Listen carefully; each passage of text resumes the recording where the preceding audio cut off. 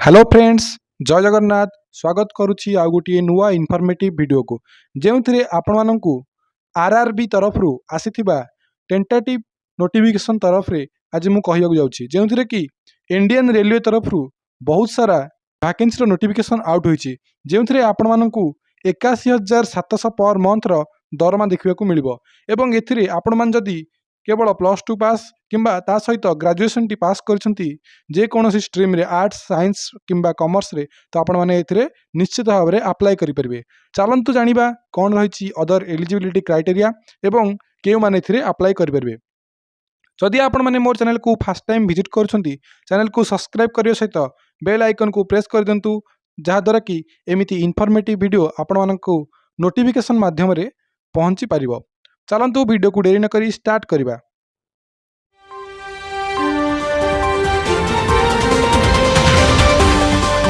एथिरे आपण मानकु मेनली 4 पदवी रे वैकेंसी देखा मिलिबो जहाँकि रही commercial clerk, ticket clerk, junior clerk cum typist, junior time keeper, ticket collector. एथिपई आपण मान जदि 12 ता सहित ग्रेजुएशन टी कंप्लीट करिसेंती तो आपण माने अप्लाई करि परिबे। आपण मानकु एथिरे 11,200 प्लस पोस्ट रे वैकेंसी देखा मिलिबो। आरआरबी ऑफिशियल वेबसाइट रे आपण मानकु एई नोटिफिकेशन देखा मिलिबो तो आपण माने निहाती भाबरे कि आरआरबी ऑफिशियल वेबसाइट को चेक करि परिबे जेउथरे कि एई नोटिफिकेशन आपण मानकु टेंटेटिव साइट रे आपण मानकु मिलिबो। तो देखिबा जदि हम ऑर्गेनाइजेशन नेम तो रेलवे रिक्वायरमेंट बोर्ड रही ऑर्गेनाइजेशन नेम एवं यह एक regular basis job Indian government job जेउथरे कि आपण मानकु रेलवे टीसी, टीटीई एवं ticket clerk, commercial clerk, junior time keeper, junior clerk cum typist, ticket collector post रे वैकेंसी देखा मिलिबो। तो आपण मान जब देखिए एथिरे आपण मानकु ऑनलाइन द्वारा अप्लाई करिया को पड़िबो।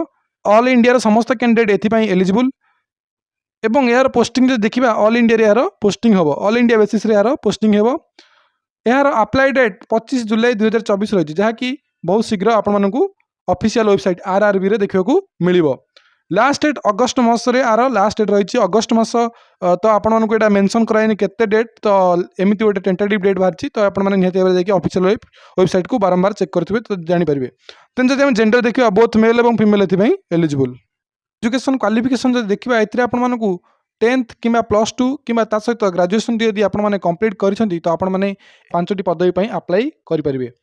तो must provide original educational certificate तो आपण मानकु एथिरे नियति भाबरे आपनकर ओरिजिनल सर्टिफिकेट नेकि जायक पड़िबो ता सहित 12th स्टैंडर्ड एवं graduation equivalent examination evidence in the document verification process. तो आपण मानकु एठी आपण मानकु से देला आपण मन जते डॉक्यूमेंट वेरिफिकेशन को जिबे तो आपण मानकु नियति भाबरे 12 एवं ग्रेजुएशन सर्टिफिकेट को नेकि जायक पड़िबो। एठी नोट रे आपण मानकु देखियो मिले गोटे पॉइंट अछि if applicants fail to present the original paper during the document verification. आपण मान जदि डॉक्यूमेंट वेरिफिकेशन बेले ओरिजिनल डॉक्यूमेंट को देखै पार ना तो आपण मानकु निहते भाबरे सेठी फेल करा जिवो। तो आपण माने निहते भाबरे ओरिजिनल डॉक्यूमेंट दरकार। तो आज जदि हम देखिबा एथिरे आपण मानकु एज लिमिट केते होइथे दरकार तो मिनिमम आपण मानकु 18 वर्ष होइथे दरकार तो आपण माने एथिरे अप्लाई करि परिबे।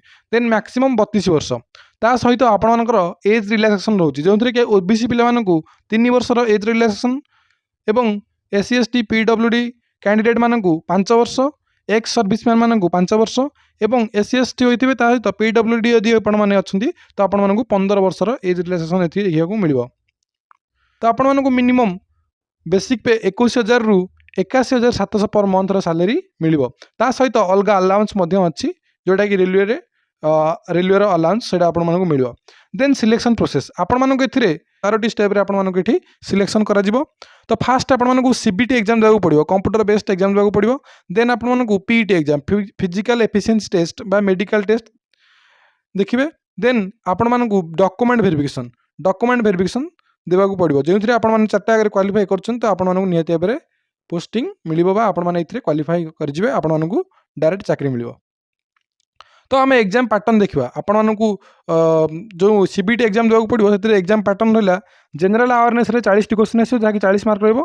जनरल इंटेलिजेंस और रीजनिंग रे 40 टी क्वेश्चन 40 मार्क, अरिथमेटिक रे 40 T question 40 mark, technical subject जोड़ा माने मिनिमम सब्जेक्ट पोस्ट पई रहउची तो टेक्निकल सब्जेक्टा समस्त को पई नै तो आपण मानकु देखिबा को मिलिबो। एथिरे आपण मानकु नेगेटिव मार्किंग देखिबा को मिलिबो जहाँकि गोटे आपण माने भूल करछन्ती 1/3 मार्क आपण मानकर माइनस हेबो।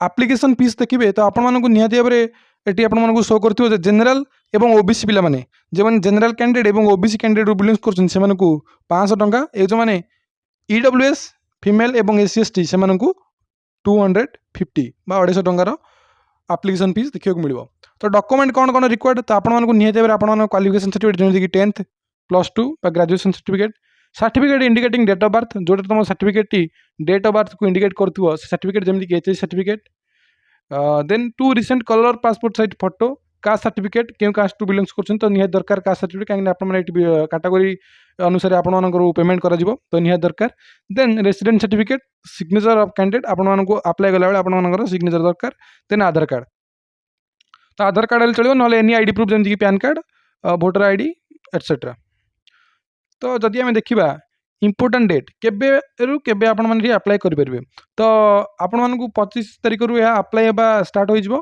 लास्ट डेट रही अगस्ट मंथ रे जहाँकि खूब शीघ्र अपडेट हो तो आपण मानक मोर इनफॉरमेशनटा केमती लगी प्लीज कमेंट माध्यम जनातु एवं चैनल को नुआ आसते सब्सक्राइब कर बेल आइकन को प्रेस कर दिंतु जहाँद्वारा कि एमती इनफॉर्मेटिव वीडियो आपण मान पाखे नोटिफिकेशन जरिए पहुँची पार